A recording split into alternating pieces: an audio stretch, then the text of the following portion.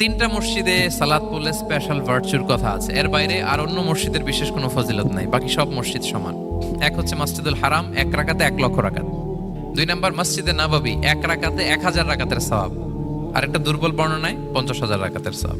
3 নম্বরে এই মসজিদুল আকসা, 1 রাকাতে 500 রাকাতের সওয়াব। এই 3 মসজিদে যেন আমরা যে সালাত আদায় করতে পারি, আল্লাহ তুমি তৌফিক দান করো। 2 মসজিদে তো একেবারেই সহজ যাওয়া, মক্কা মদিনাতে। বাইতুল মাকদাসের জন্য আমরা যেতে পারি, আল্লাহ তুমি সেই পরিস্থিতি আমাদের জন্য তৈরি করে দাও। তাই বাইতুল মাকদাসের দিকে রাসূল সাল্লাল্লাহু আলাইহি ওয়াসাল্লাম টানা 14 বছর নামাজ পড়েছেন। 14 বছর, প্রথম 13 বছর কোনো সমস্যা হয়নি মক্কায়, কারণ তখন কিবলা বাইতুল মুকাদ্দাস থাকলেও রাসূল সাল্লাল্লাহু আলাইহি ওয়াসাল্লাম সামনে রাখতেন কাবাকে। কিবলা বাইতুল মুকাদ্দাস, কিন্তু তিনি তো মক্কায় ছিলেন নবুয়তের প্রথম 13 বছর, সামনে কাবাকে রাখতেন, তারপরে টু দ্য ডাইরেকশন অফ বাইতুল মুকাদ্দাস। কিন্তু যখন মদিনায় গেলেন তখন তো আর কাবা নাই, তখন রাসূল সাল্লাল্লাহু আলাইহি ওয়াসাল্লাম কাবাকে মিস করতে আরম্ভ করলেন।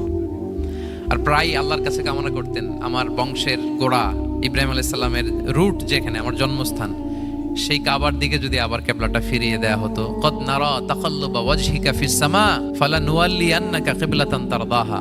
আল্লাহ আয়াত নাযিল করলেন, নবী আপনি আকাশের দিকে তাকিয়ে কি ভাবেন আমি বুঝি, আপনি চান কিবলা যেন আমি মক্কার দিকে ঘুরিয়ে দেই।